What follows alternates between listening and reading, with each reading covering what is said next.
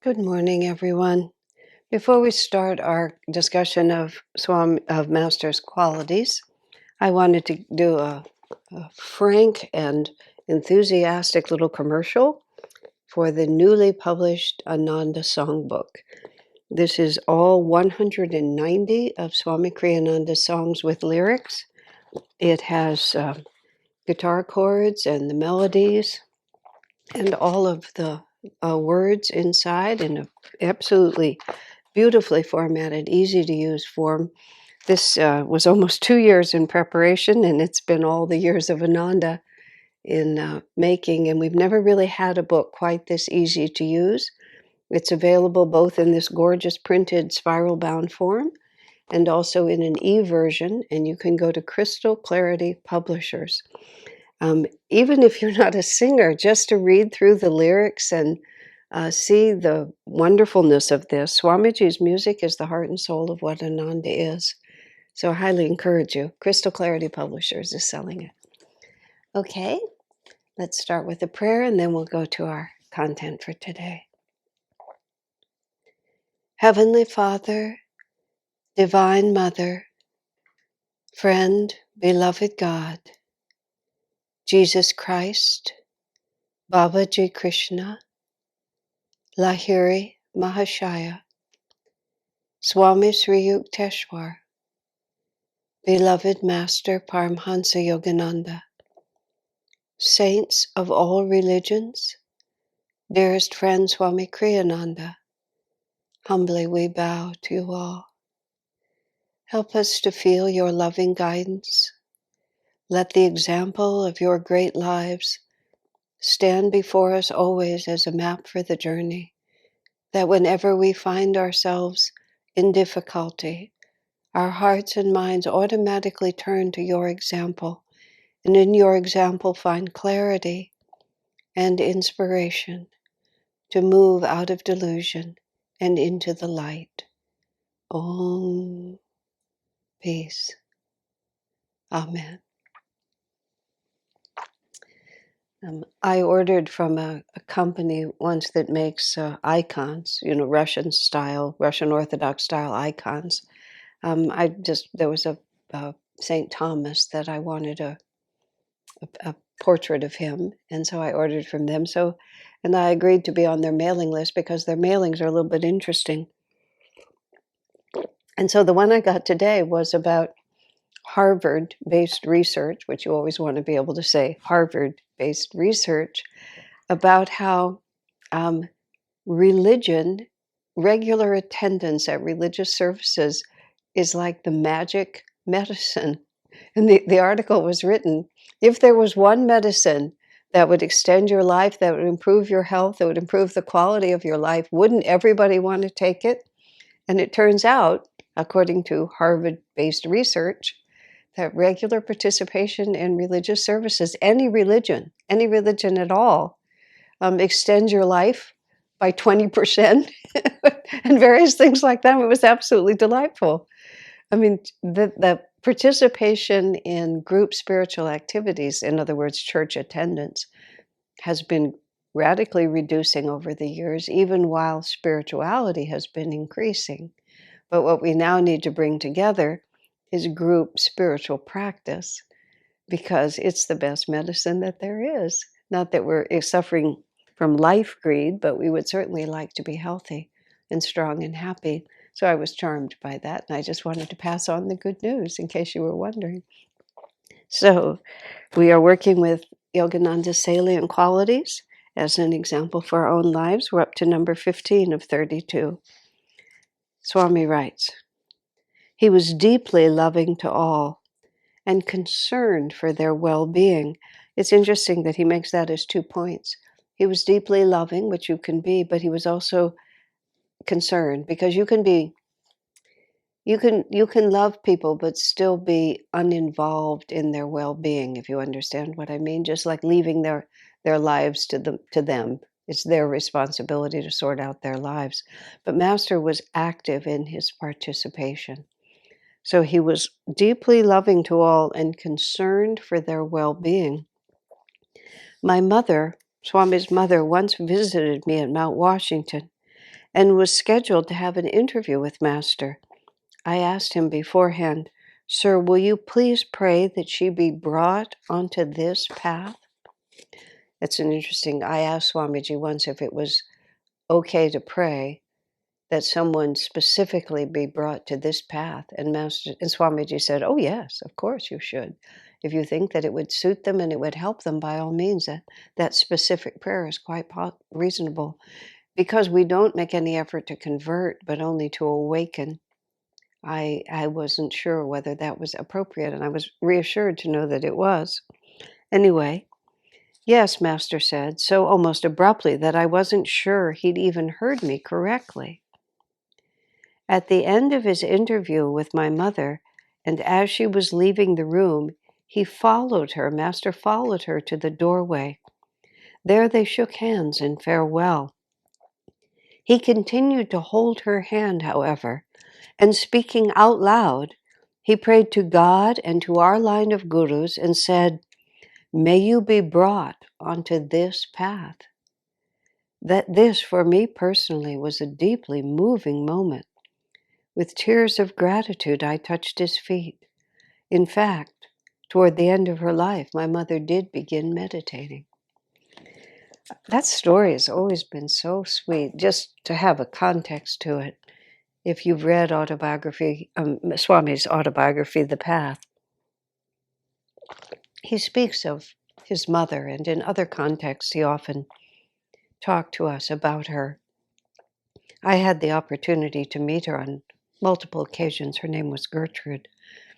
And she was an extraordinarily fine lady and very deeply spiritual. Swami writes about her, he says, "My mother's prayers in my childhood, prayers for me in my childhood, were among the greatest blessings of my life." And when I was first writing about Swamiji, which was the book, which turned out to be the book, Swami Kriyananda, as we have known him, I actually interviewed childhood friends of Swamiji and his relatives also. And one of his friends, particularly a girl who actually ended up living in their house for a time when her own family situation became a little confused. And Gertrude was for her a sort of surrogate mother. She talked about the extraordinary nobility of Gertrude Walters. He said she was queenly, is how she described it. And she also described how Swamiji and his mother had a unique bond. And she said even in the family, the two of them were somewhat set apart, both by the quality of their consciousness and by the way they related to each other. So Swamiji's prayer for his mother to Master, request about his mother to Master, was more than just the affection of a son for his mother. It was also a deep recognition on his part, which remained true throughout her life, of her profound spirituality and the debt he owed her in his life. That being said, however, she was his mother. She came to visit. He was a monk. Master was naturally going to try to make a good impression on her. In other words, to win her support for what her firstborn son was doing. But Master also followed the inward prompting of Divine Mother. And so his action with his mother, was not only because Swamiji had asked. If it wasn't appropriate, or if it wasn't appropriate for Master to make such a bold and public display of his prayer, which is what really startled Swami, holding her hands. And when Swami described the scene to us, which he did, Master wasn't mumbling the prayers. He was declaring to the heavens and naming all the gurus, holding the hands of his mother and naming all the gurus and praying that she come to this path. It's part of you has to say such a prayer is guaranteed to be successful. So she never openly embraced this way of life, but she prayed regularly every day, and she meditated. she began to meditate at the end of her life. Her husband was not outwardly inclined towards spiritual matters, and that kept Gertrude somewhat restrained. Not not out of oppression or anything like that, but just out of respect. She had a very extraordinary positive relationship with her husband, and she respected him, and she didn't want to do anything that would make him uneasy. But when he passed, especially, she became more open about her spiritual life. Now, from the point of view, there was just one aspect here that I wanted to think about. Let me see what I can find.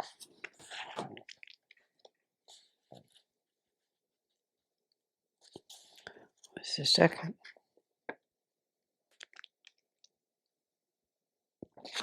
Well, I was thinking about the concept of concern for their well-being. Naturally, if you love someone, you're concerned for their well-being. So I think what Swamiji was wanting to put forward when he made that statement, and also thinking about us, that it's not enough to have a sort of theoretical commitment. You also have to be willing to take every opportunity that comes to you to reach out. One of the characteristics of this path, and one of the characteristics of Ananda, which I talked about in other conversations, is that even though we're renunciates, in the sense of renouncing ego involvement, ours is what Swami calls a life and world affirming spiritual path rather than a world rejecting one. And what goes with that also is that we not only have this abstract commitment to people, but we are very concerned for their well-being. We become involved. Now, the way Master has always expressed that, and the way Swamiji has developed Ananda to express that, is that what we dedicate ourselves to is people's spiritual well-being, which is to help them to cultivate a deeper relationship with God. Ananda has never been involved in social movements or to any significant extent in charitable work or, serving the underprivileged or political action to create political rightness or anything on that level. Not because those pursuits are not worth pursuing. It's that a person in one lifetime can only do so much. And we also, each of us in this world, we have to serve according to the way that we feel drawn and inspired to do so. And it's a very important part of the spiritual path, which is another principle that Master clearly represented. He didn't act from a dogmatic sense of what I'm supposed to do. He acted from what he felt the inner inspiration to do. Even in a particular incident when he was in India and he actually went into someone's house and brought a person back who had already expired, who had already died. Master went to their home and brought them back from the astral world to continue their life instead of ending it. Later, someone asked, why did you do that? He said, because Divine Mother told me to. If she hadn't told me to, I would never have even considered it. It wasn't that he was partial to that person or anything like that. It was because it was what Divine Mother told him to do. So sometimes that prompting from Divine Mother takes, the kind of, I want to use the word romantic, the kind of, form that you think Divine Mother speaks inside of me and draws me into the house. But Divine Mother also guides us by our own inclinations. Many of our inclinations, even though they may express through our individual egoic self, are nonetheless superconsciously inspired, because the ego personality is simply who we are in this world. But we don't have to be defined on the ego level. We can be using our individual self as a way to express divine feeling. And it has a lot to do with the karma that we ourselves are trying to work out, or also who we're ready to help, meaning who it would be beneficial to them and to us.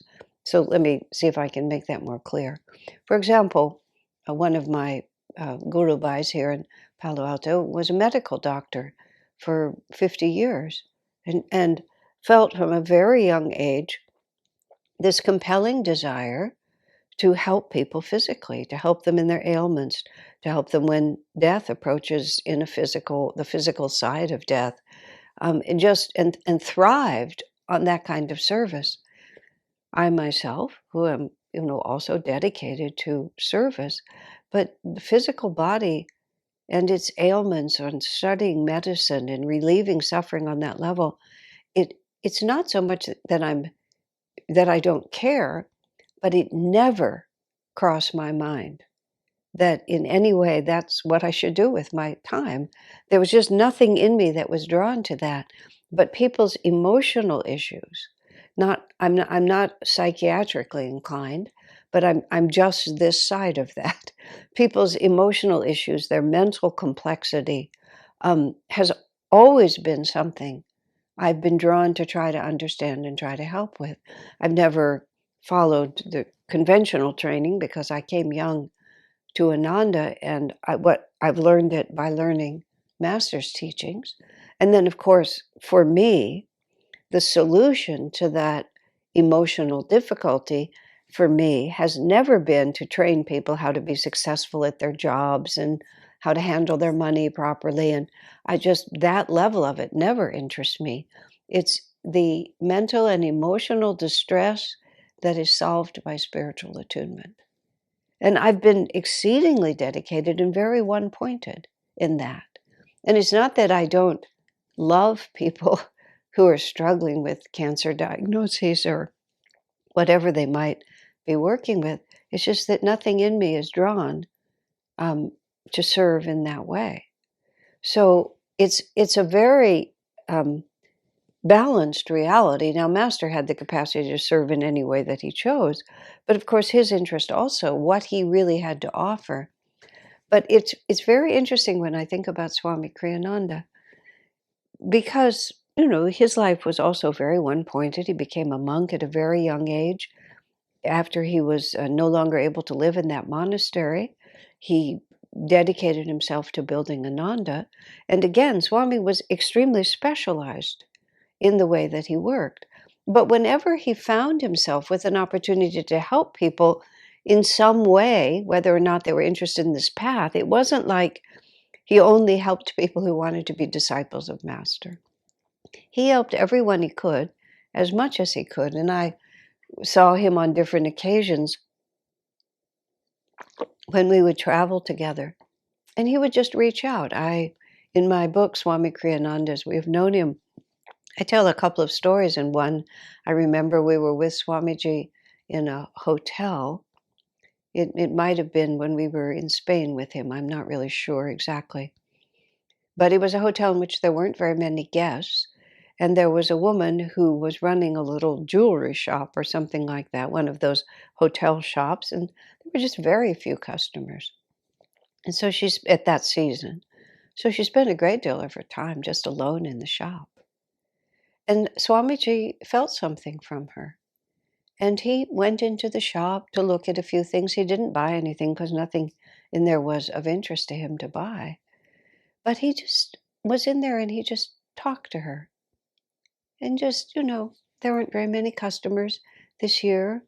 At this time of year, you must have a lot of time alone in this shop. And she said, well, I read and I pass the time. And then, but Swami just sort of stayed with her for a moment, and then she said, but it is lonely. And then her eyes filled with tears. And Swami just stayed with her and just talked, pleasantries, just exchanged pleasantries. But I was standing right next to him, and I felt this sort of ever-expanding vibration of joy coming out from him. And I watched as this woman, and she didn't have any idea who he was. She just sort of, her whole aura began to be lifted up and changed by his. And again, this was my intuitive perception, but later Swami read the manuscript before I published it. And I talked about how he just stayed there until he had shifted her vibration into a happier mode. We were in that hotel for at least a week. And every time Swami came into the lobby, he would always greet her.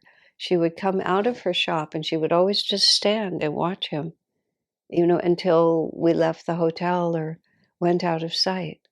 And nothing more profound than that was ever exchanged. Swami never talked to her about Master. He didn't give her a copy of Autobiography of a Yogi. It wouldn't have been seemingly appropriate. If it had been, he would have. He never mentioned his spiritual life. He just loved her equally and was concerned about her well-being. The way a master, the way Swamiji related to people, is he gave them everything that they were able to understand and accept.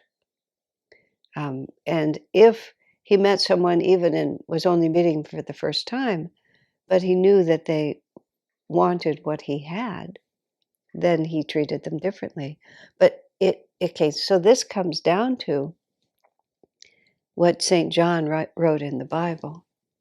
As many as received him, to them gave he the power to become the sons of God. Now that is the ultimate gift that the saint or the master has to give to those who come near him, which is that he is capable of transferring his entire realization to someone else if that person is ready to receive it. So, but the process is always that. The process is always a transference of consciousness, but the amount of consciousness that can be transferred is entirely dependent on the receptivity. So what I would see Swami do is Swami would just open up, and as much of his vibration as could be received, he would offer it. Another incident I think is also in this book is when we were in Goa, and the taxi driver that we had for several outings. Goa has been settled by many people who came all the way from Kashmir down to Goa, when Kashmir became an uncongenial place because of all the political strife there. Many Kashmiris relocated to Goa. The Kashmiris, historically, culturally, are very good businessmen. They also have this extraordinary tradition of very high-level handicrafts. So they would open their shops all over India, but they would open their shops in Goa, and those shops were very popular with tourists. And so we were getting into a taxi cab, and we wanted to go visit this particular Kashmiri shop that we had become acquainted with. Swami would go to that area over many years. He would return every year. And so we asked the taxi driver to take us there. The taxi driver was a native Goan. Now, the Goans don't have the same cultural tradition of business or the same cultural tradition of such highly evolved handicrafts. But the Goans are a little resentful, at least this taxi driver is, that the Kashmiris come in and take all the business. So this taxi driver was in one of those moods, and when we were going to the Kashmiri shop, he complained a little about the Kashmiris. Everywhere you go, the world is the same. So Swami started a conversation with the Goan taxi driver about Goan handicrafts and about how the people who came to that area would probably more naturally want something that was indigenous to the place, that was made with the native materials, that would be reminiscent of their stay.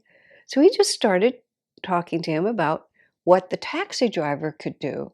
Instead of complaining about the expertise of others, what he could develop. And we specifically used that taxi driver for like 2 or 3 days, during which Swami would just have these cordial conversations, no pressure, nothing, but just instead of complaining, why don't we take a proactive, positive approach? And I'm in the back seat of the taxi watching this conversation. I know exactly what Swami is doing. And then after I think Swami felt he'd done as much good as he could, we stopped asking for that driver and just went with whoever would take us where we wanted to go. He loved everyone equally and was concerned for their well-being. Now, it's a very, very simple way to conduct our lives. Everyone is a brother and sister. when Dr. Ritchie, who was a psychiatrist who lived in the South, had a near-death experience as a young man. He became a psychiatrist later, um, or a medical doctor, I'm not sure. But when he was on the other side and he met Jesus, because that was how his devotion was focused, Jesus asked him, "How much did you love?" And it was the only question that was asked. And when we do have to face our life review, the masters don't ask us, how rich did you get? How many railroads do you own? How many houses did you decorate? What they want to know is how much did we serve God? How much did we act as Divine Mother would have us act? How much did we emulate the masters? Jesus saying to one of his devotees, you know, how much did you act like me? How much did you love? For God so loved the world that he gave his only son. Jesus said, that the man lays down his life for his friends. He takes the karma, he prays for everyone. That's the example we're supposed to follow. And we have to follow it in our own way, in our own style, but to our own capacity. And it actually becomes a marvelously uplifting, I want to use the word entertaining, but I mean that in the way that Master uses the word. He said, this life is designed for our entertainment and education, or perhaps he said education and entertainment. But whenever I say something is very entertaining, what I mean by that is it deeply fulfills the purpose of our lives. And it's very entertaining to put yourself in the hands of God and say, how can I serve? There's a drugstore near here where I guess drugstore is, I guess, what you still call it, but it's a place that I would go in regularly, not that much during this past year, but in the course of my normal life. And there was one particular man who works in there, and he's not a person with whom I would have much personality rapport. But there's something about him that I find profoundly lovable. And whenever I go in and have the opportunity to just buy some small item from him, I never think of it as an opportunity to buy some small item. It's like Divine Mother has brought me into his company again, and let us love everyone equally and be concerned for their well-being. And to be concerned for the well-being of a clerk in a store that I visit only occasionally is, to me, just how can I share with him the joy of my own heart? And he doesn't, I don't think, want to know anything about Autobiography of a Yogi, but how was your day? Isn't it lovely? The weather has changed. The phrase pleasantries. But it's the exchange of vibration. And it is the emanation of that simple thought, I'm concerned for your well-being. I'm not here to see what I can get from you. I'm here to see what I can give. And in every circumstance that we find ourselves, just take that moment to ask Divine Mother, who can I serve here? Why have you brought me here? In my life review, will this, will this encounter turn out to have been very important? Will this be the moment in which I transcend myself and actually um, offer something meaningful to someone else? For why else were we born? This is the example of the masters is 100% true. It's not like, oh, that's for them to do. Yes, to give someone the power to become the Son of God may be reserved for those who have realized God. But to be God's instrument in all circumstance is the warp and woof of the weave of our own incarnation. And how beautiful can we make that tapestry? And there's one way to do that, which is to act in this world as Divine Mother would have us act, with love, equal love for all, and deep concern for their well-being, which means with a prayer to Divine Mother, how can I serve? God bless you, my friends.